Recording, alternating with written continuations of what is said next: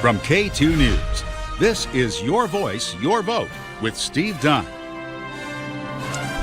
Hi, everybody. Great to have you with us on this Christmas Eve. With the new year just days away now, we're looking ahead to 2024. It's been a challenging few years for many of us. The same could be said for the city of Portland and the state of Oregon.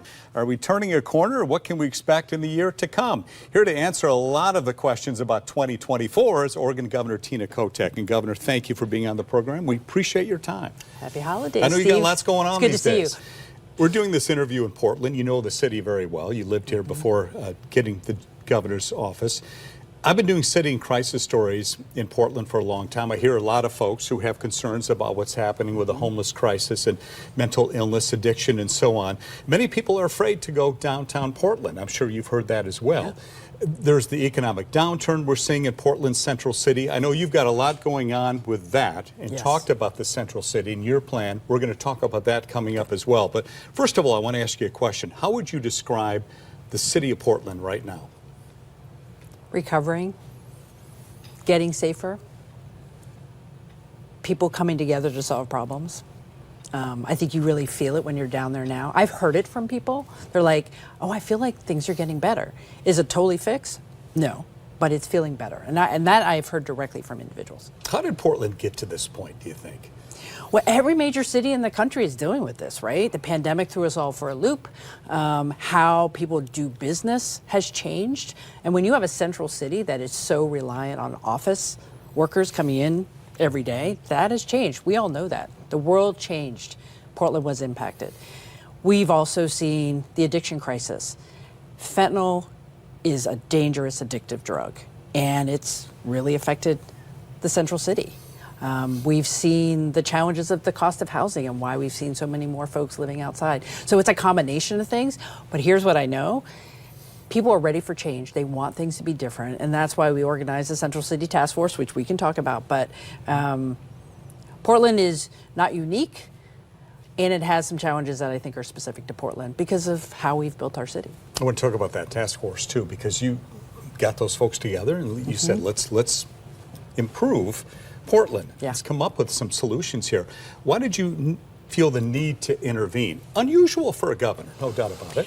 Absolutely unusual.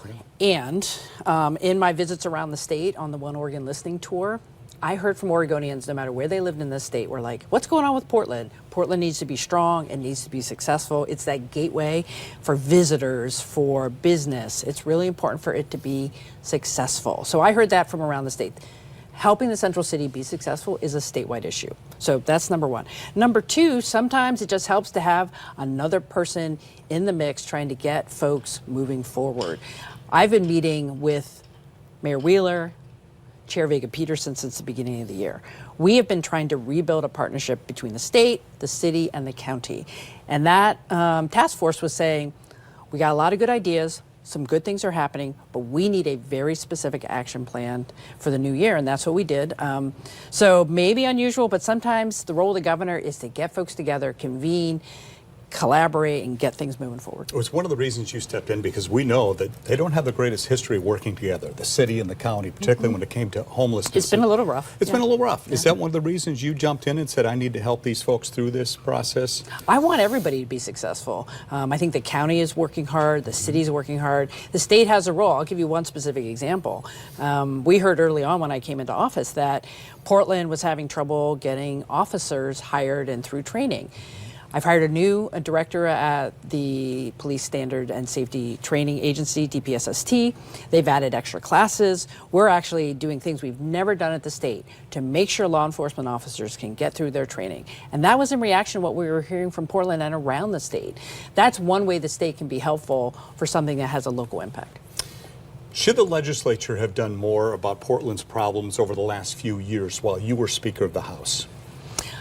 I think we were in the midst of the pandemic. I think we were all just trying to get by.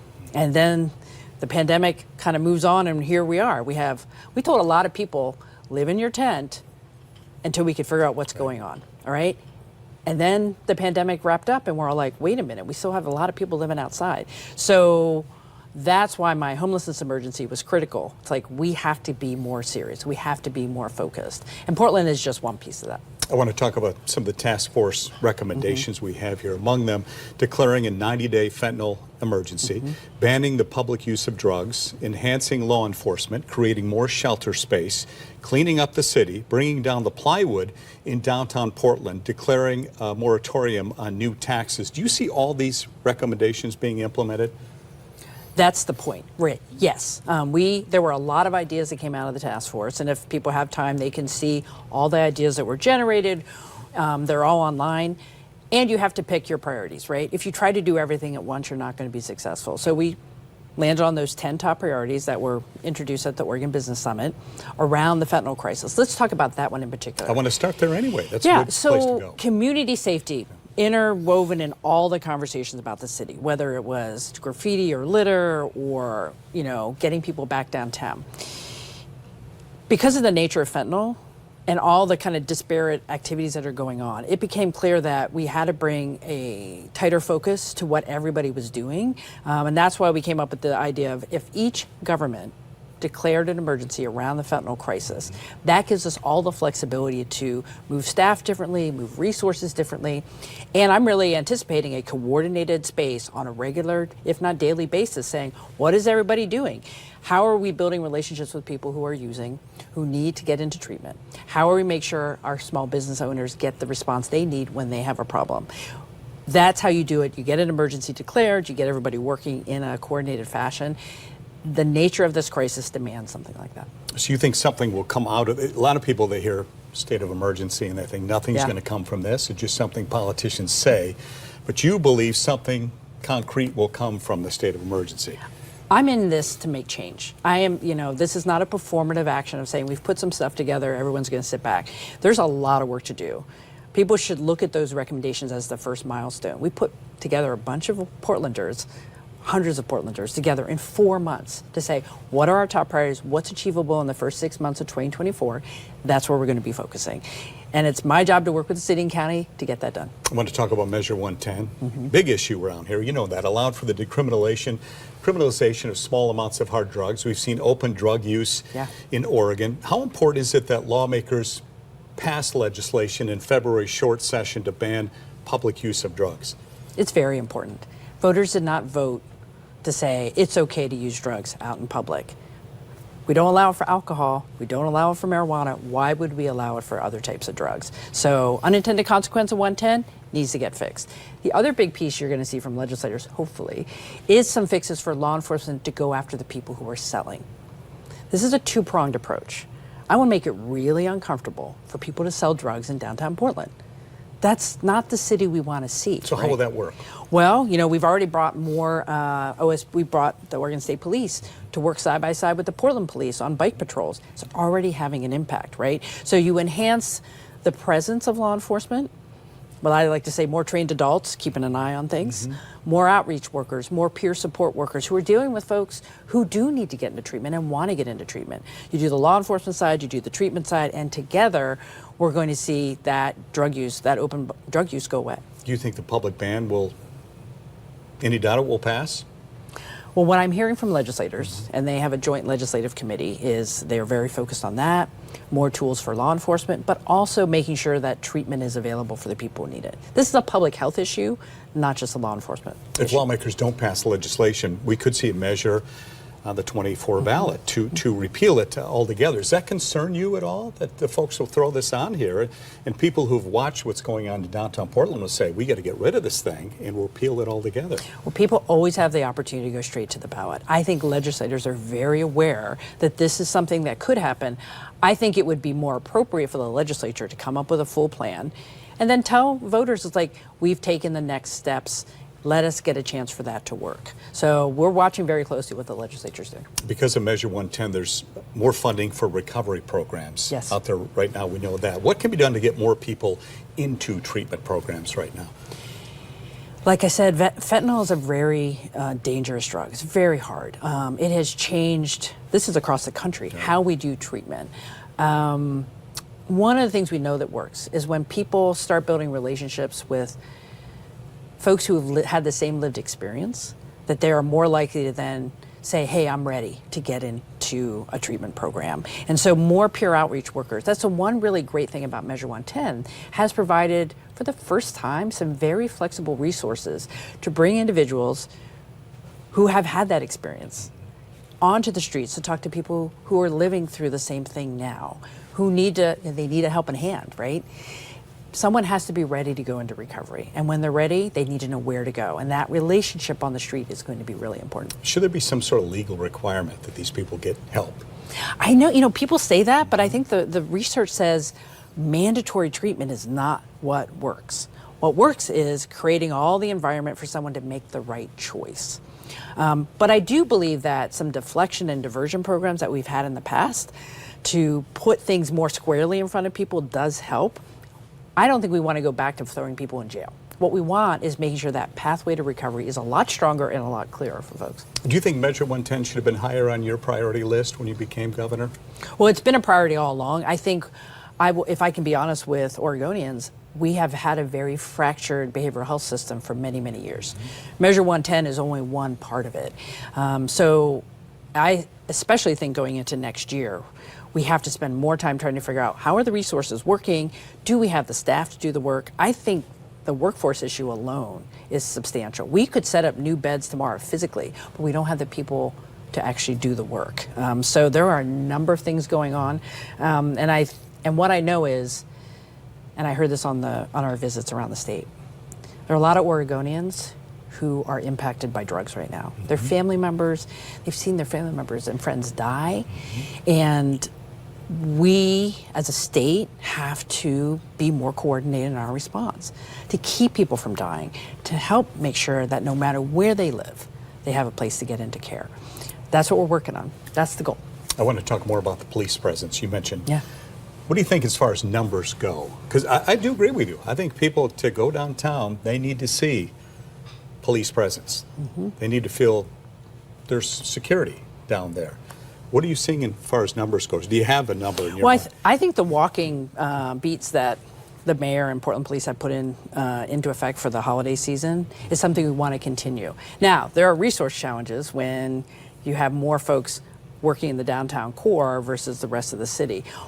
One of the things that I've been really clear with the mayor about, and I think there's support for this, is for the non-certified members of the Portland Police who can go out and take those calls when someone's, reporting a robbery or, obviously you need someone who's trained with a firearm to be there in certain situations.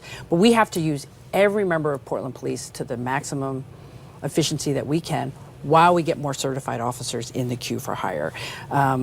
This is a national as well as a statewide issue, but I don't think we stand still and wait till we have the numbers.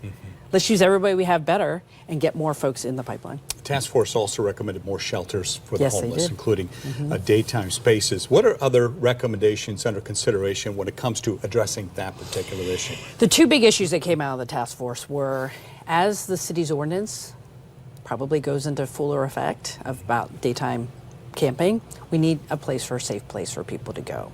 The county and other resources have to put into day services where people can get connected to the services they need, but also have a safe place to be. The folks who are most impacted by crime in the central city are the folks living outside. It's a very vulnerable position to be in. I've also talked with the city and county about additional shelter capacity. My emergency order has been very supportive of that with some of the alternative shelter sites. We need to see more of that. Let's remember, you don't go from living in a tent on the streets to permanent housing. You need that way station. You need a place where you can be for a couple months, where you can get services. Transition. You need transition, absolutely essential. And we need more housing. So we need it all, right? Well, speaking of, KATU reporter Angelica Thornton has been talking to rural communities in Oregon about unsheltered people. One recurring theme she hears is that they don't want to become another Portland. That's what they say out there. What's being done to make sure rural communities don't experience homelessness to the extent we've seen here? Well, I do think Portland is unique in that during the pandemic, a lot of folks came into the city because, one, there were services, and two, they could just be in a safe place, even if it was outside. Unsheltered homelessness is an issue around the state. We are providing resources to help communities figure out their local solutions, but have the support of the state to do that. When I've spoken with local leaders, I've said to them, it's like, if every community can do their part with the folks who grew up in these communities, who have social capital in these communities to stay there and be served, it's going to be better off for them, better off for everyone. Not everyone can move into the urban areas for those services. They need to stay in their home communities. So we were in like Silverton. What an amazing experience. I don't know if you've been to Silverton lately. Many times. Beautiful community. It's a beautiful community, and they have a shelter there that is really serving people who grew up there. We were just in Cottage Grove. Now, Cottage Grove is a little more interesting in that they actually have a requirement for their low barrier shelter that you have to have lived in Cottage Grove for a year. So this isn't like people coming up to I-5 to go to Cottage Grove shelter. These are folks who live there. Ironically, one of the biggest tensions was there was a town up the road that wasn't Cottage Grove, and folks were like, but that's your neighbor. That should qualify, right? So my message to communities around the state is, we're here to be helpful. Serve your neighbors as best you can. And if we're all doing our part, then we're going to get ahead of this issue. When it comes to rural homelessness, where do you think we are today compared to, say, a year ago? Are we making progress? Well, we just saw some new numbers. We are second highest in the nation for unsheltered homelessness here in Oregon, across the state. I don't want to see those numbers, and I'm not surprised by those numbers. In rural communities, I think what is much more difficult, it's hard to find people. We have people camping out out of the way. I was in Sweet Home, and I said, "Tell me about who's in this community." It's like, well, the ones we know about are the ones who are coming to our low barrier shelter. But there are a lot of people who are hiding out in the woods, in their car, in their RV, they're tenting. Rural homelessness is more challenging in that it's hard to get connected with people because they're hiding. What do you think it is worse here than other states? I think second only to California right now. Why is that? Well, I think it's two reasons. One is access to housing. When people don't have affordable housing, they lose what they have, and they are on the street. So we know that's a large issue for the state, across the state. The other issue is, I think it is related to the pandemic. We had a challenge before the pandemic started, and it just exacerbated it, right? If you were homeless in 2019, as you had just, ended up having to be on the streets, and then you were said, okay, just wait for 3 years, live in your tent for 3 years, that level of chronic homelessness is very difficult to build your way out of. And so that's why people have to be patient, because we have created a very difficult situation for people here because of the pandemic, and it's going to take some time to build out of it. Were there task force recommendations about dealing with people with mental illness? Did you guys talk about that? And if so, what? Yeah, well, there's a lot of interest for the county to continue to move forward with their sobering centers and stabilization centers. They are embedded in the task force, but they weren't on the top priorities because they're going to take a little time. The most immediate issues that we want to see in the next 6 months are more peer outreach workers, peer workers and outreach workers who are coming into the central city to work directly with individuals. There are resources spread across the metro area. We're trying to figure out how we can focus in the central city, because that's where we're seeing the disconnect between need and services. And that is going to, in 6 months, I'm going to hope we will see more people having a better pathway into recovery. That's our goal. I want to talk about new taxes, the moratorium on new taxes for the central city on that. Portland's second highest tax city in the entire country right now. The press release from your office says elected officials should agree to a 3-year pause on new taxes and fees. Do you see those elected officials agreeing to that moratorium? We've had lots of conversations of why that is important. So yes, I do. And those are for new things. So there'll be some renewals and things like that most people they have comfort level with, because they know there's predictability. We have to make sure that our tax dollars, that voters have been very generous in the last few years. There are new taxes for preschool. There are taxes for housing and for clean energy investments. We have to make sure those are working in a way that people feel comfortable with the choices they've made. And putting a pause on new taxes sends a message to the business community that you have predictability for 3 years. Let's focus on the stuff that's already out there, and is it working better for our communities? I think that's a fair conversation to have, because we need to make sure the taxes actually equate to better outcomes. Are you concerned at all the impact it will have on the city budget? I don't think so. Everybody is struggling. Every time you have a public budget, you have to make trade-offs. I'm not hearing that. The mayor's been very clear that he supports the moratorium, as does the county chair. So we're all agreed on that. So we will make it work. The City of Portland requires its employees to spend at least 50% of their time downtown, in the office down there. How realistic is it that Portland will bounce back without it, other employers down there requiring the same thing of their people? Yeah, I think the importance of the Portland Central City Task Force recommendations was a clear signal to the business community that things are going to change. We're going to see improvement. We're going to see more safety. We're going to see less open drug use. I mean, you have to tell employers things are going to get better. Now their responsibility is to go back to their employees and say, we need to be part of the solution. So I expect we will be having some conversations with major employers in January and February and say, hey, things are on the mend.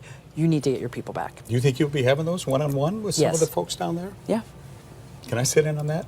I don't know about that. But we're also going to be talking about what is every business going to do what Tim Boyle is doing, which is put some money on the table to clean up trash and go after graffiti. Because how our city looks is really important. Are your employees going to get out there and volunteer to pick up some trash? I mean, if we're all doing this together, our city is going to look better, which is also a piece of the puzzle for people. It is a piece. I agree with you. You see the city turning around in 2024? I do.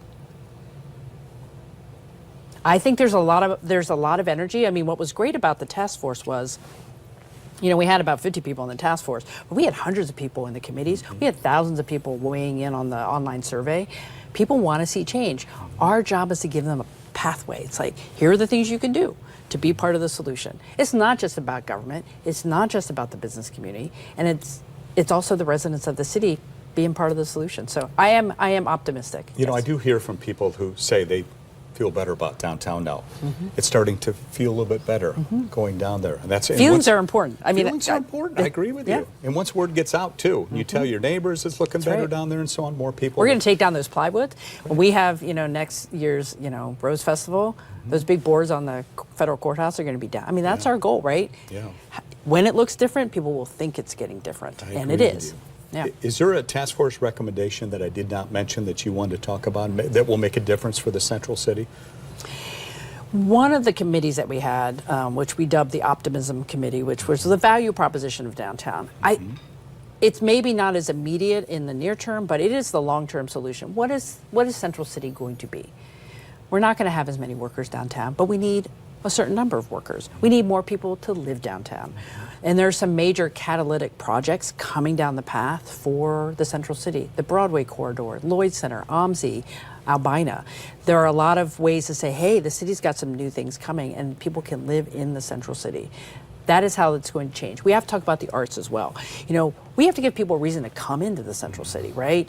For going to shows or going to restaurants. So there's a reason, even if they're not working, that they're staying and spending their money and supporting the small businesses. So I would encourage people to see that vision as the long-term solution that we have to build towards. Can you stick around a little bit? I got lots more questions for you. So when we come back, we're going to take a little break here. I'm going to find out what the governor learned from her visit to all 36 of Oregon's counties, including the ones that didn't vote for her, and how she wants to change the way Oregon funds its school. It's a big issue highlighted during the Portland teacher strike that we just had. That's all next after this. From K2 News, this is Your Voice, Your Vote with Steve Dunn. And welcome back to our program, everybody. Oregon Governor Tina Kotek visited Oregon's 36 counties this year. She's here to talk about what she learned on the One Oregon Listening Tour. You recently visited all 36. I don't think a governor's ever done that before, particularly in their first year. I want to talk about that, so hold the thought. Okay. But I want to first start with education funding in Oregon schools. The legislature provides funding, but school districts say it's not enough. Salem-Keiser's making cuts. Portland Public School students just got the month of November off due to a strike. At the end of the Portland school strike, you said there needs to be a statewide conversation on how to address the state's funding model. What kind of changes would you like to see? A number of things. So Portland may be the most dramatic example, certainly for folks in Portland, but all districts are really struggling. The legislature did put forth a very strong state budget for our schools, but we're dealing with compensation issues about what educators should be paid. They are competing with the market that has really increased overall wages. That is something unanticipated. We're also seeing a lot of issues in our schools for children post-pandemic, a lot of behavioral issues, what that means for the classrooms, additional supports that teachers need to have safe classrooms for their kids.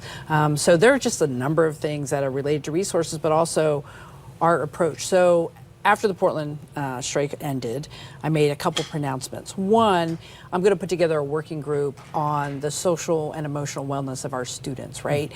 So we can have a plan for the 2025 session about here are the things we need to do different to support our educators and our students to be healthier in our schools. Because that is a big issue that, frankly, it's a little bit of a leftover from the pandemic, right? So number one. Number two, we have to look at the funding formula itself. It needs to be upgraded and modernized, right? We have dealt with the same formula and the same forecasting for quite a few years. It's not keeping pace with what districts need. And we might have to consider for the first time setting a floor, setting some parameters for compensation in our districts that we haven't done. Every school district, they bargain separately for everything. So there's a task force that legislators have put together to look at base salaries, and maybe a statewide salary schedule to support our incoming teachers. So certainty, predictability, upgrading the formula. So when we go into the 25 session, we will understand what school districts need for the next biennium, and it might be more, I would anticipate it'll be more resources. And so we have to say, well, where are we going to get that, right? We just passed a major new tax back in 2019 for the Student Success Act.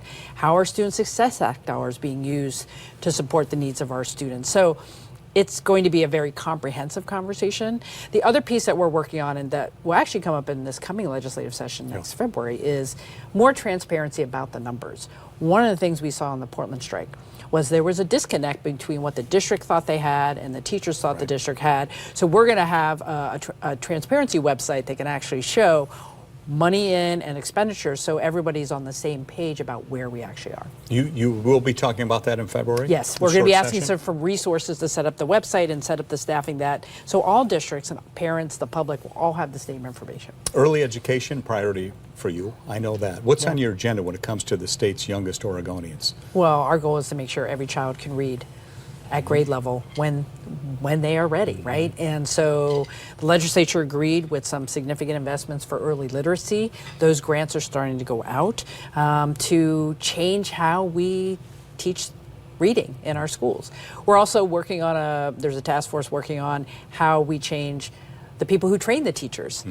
What are their standards? What standards are we expecting for our newest teachers when they come in? So all of that, and also saying to our families and communities, reading starts at a very early age. It's not when a kid goes into kindergarten, right? So how do we make sure reading is a norm and that we're helping parents be role models around reading? So there's a top to bottom effort we have to take on early literacy, and we're all in on that, and people will be hearing a lot more about that next year. I want to talk about the One Oregon Listening Tour. Yeah.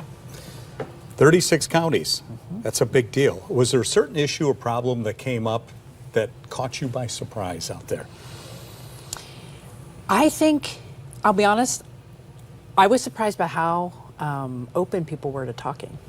Because, you hear, oh, we're not getting along, people can't talk to each other. People were super honest, and they were very authentic about, here's what's going on, here's what we're doing, but we really need this, this, and this. It's like, and we talked a lot about some top priorities, housing and homelessness, behavioral health. We talked a lot about early learning. But then there were those other things like, here's why my wastewater treatment's not working. Or, here's the drought issue that I'm dealing with in my community, and I'm a farmer, right? People were super honest. And I kind of wondered if there'd be a little reticence of talking to someone like myself who comes from the Valley, and people were great. And I am inspired by what people brought to the table about ideas. And I keep telling everyone, it's like, our state has a wonderful bunch of folks who are just willing to get in there and solve problems. And I wish I could do it every single day. I think the challenge is it's a lot to do 36 counties. We're hoping to continue to engage with our counties and everyone around the state over the next couple years. I don't think I'll be able to do that kind of tour, but what I've said to people is first visit, not the last. We'll be back. And we live in a beautiful place with beautiful people. So what you learn will kind of guide you over the next 3 years, Absolutely. right? Is that safe to say? Oh yeah, it's happening now. I'll sit in a conversation about housing. I'm like, well, this is what I saw in this community, or I think about new models for housing development, and I'm never going to forget standing on a hillside in John Day in Grant County, talking to developers who were going to lug a 3D printer up a hill to make a new home on the hills outside of John Day. It's like, if we can do it there, we can do it everywhere. So, because that's pretty frontier part of the state. Yeah, that's frontier. And so every, behavioral health, when people are like, I can't hire people to come and work in my community because they don't have a place to live. So that connection between workforce needs, behavioral health, and housing is really critical. So I'm always like, we got to get more workforce housing out there. So you're going to see that in the next legislative session, a consistent effort to say, it's not just about the most affordable, lower income, it's also about workforce housing, because we can't get professionals into communities to do the work they need to do. What kind of reception did you get from some of the more conservative counties? Because obviously they didn't vote for you in the election, but Yeah. how did they receive you when you rolled into town? Honestly, they were some of the most excited folks. They're like, we've never had a governor here. We were out in Christmas Valley looking at potential future developments for solar energy, and people are like, well, I don't think we've ever had a governor in Christmas Valley. And it's like, well, great. I'm happy to be the first, and hopefully not the last, and I'll be back. And I got to plant a row of wheat in Sherman County. I got to go on a computerized combine and like plant some rows. I'm like, it's kind of cool. I mean, people were amazing. They were like, do you want to try something out? We went to the best restaurants. We went to every local restaurant we could find. I've eaten a lot. I ate a lot on the road. A lot of good food, I'm sure. Yeah. Lots of giant cinnamon rolls. Oh man, that Yeah. sounds really good right now. I know that one of your priorities when you took office was the creation of more affordable housing. Yeah. You said you wanted to see 36,000 new housing units built each year in the next decade. Does Oregon have the workforce for that and the available land for such an ambitious housing project? I think we will have the tools for the available land. I will confess, I think we need to do more on the workforce side. How do we get young people who are studying in high school right now, because there's a lot of career and technical education programs, how do we translate that into, and you will be the generation of Oregonians building more homes? I think we have to do some work there. That's why I set up the Housing Production Advisory Council that's putting their recommendations together. It's not one thing. It's not just about land, although we need some more land supply in certain communities. It's about permitting. In the city of Portland, you're meeting with probably 24 different individuals before you can get something built. That's got to be simpler, right? We have to talk about workforce and financing. The state is not going to be able to finance every new home, but we can put catalytic money out there, incentives out there to say, bring in more private investment so we can build more housing. Urban growth boundary, you see that being expanded at all? I don't, not in the metro area, because I think we have some good planning, but we do need some different tools. And I know it's gotten a little contentious, but we're in a crisis. You have to put everything on the table. And so what we're saying is, if you want to expand on an expedited pathway for urban growth boundary, it's got to be for housing. You have to confirm some affordability and some level of density, because if we're going to do that and within our land use system, it has to have the results we need. Got a question for you. The State Police Training Agency has cut the wait time to get new officers into training in half over the last few months due to limited expanding funding and staff from the legislature. Should the legislature approve long-term funding and staffing to increase the number of officers the state agency can train each biennium? I'm open to considering ongoing expanded funding there, but let me just tell you the situation there. They are physically constrained about how many classes they can do, but the new director there has said, he got creative. He's now doing a swing shift class. They are maximizing every inch of the training academy to get more people through. I think the question will be, can we sustain that? We'll be continuing to get updates. I think what I'm hearing from local law enforcement is they are feeling good about the increased classes, and it might take a couple years at that level of effort to actually get through the backlog. Republican lawmakers want to reform the jail release process and require people arrested and charged with felonies and Class A misdemeanors to be held in jail until they appear before a judge. Would you support any wholesale change to pretrial release? I think what I need to understand is why the law isn't working the way it was anticipated, which is the discretion of the local courts to hold folks. So if we're not holding folks the way we need to, particularly if they are dangerous, then we need to examine that. And I think we need to understand what's not working about the law right now, because that's not clear to me. The Oregon Department of Transportation faced a budget shortfall heading into the winter months, which could have spelled disaster if a major storm had hit. Earlier this month, you and legislative leaders announced $19 million in additional funding to help with winter maintenance in the short term. When you announced the additional funding, you said you were committed to finding long-term funding solutions. How will you do that, and when will that happen? Well, appreciate the question. On the $19 million, I think it's a good example of how my administration is working. We saw a problem. We said to the agency, you got to make sure our roads are safe. I understand you have a budget challenge. They came back with a very detailed, okay, this is the bare minimum we need. And then I went to the legislature and said, you guys need to do this, right? Now we're going to have safer roads for the winter. So I just want people to know it's like, even if there's a challenge, we just keep asking questions till we work through it. Now, when it comes to long-term funding, the 2025 session is, we have transportation packages about every 8 years. 2025 is the next kind of round. We're going to have a hard conversation about meeting the basic needs. I'm not talking about new things. Right. I'm talking about basic maintenance, keeping our bridges safe, keeping our roads lined and paved. Legislators have to figure out what we do, because the gas tax is a diminishing source of revenue. Because we want people into cleaner cars, more energy efficient cars. Probably have to talk about road user fees, similar to what other states are doing. So I think the legislature is going to put some pretty big ideas out there in 25. One final question before we let you go. What would you like to say to Oregonians as we leave 23 going into 2024?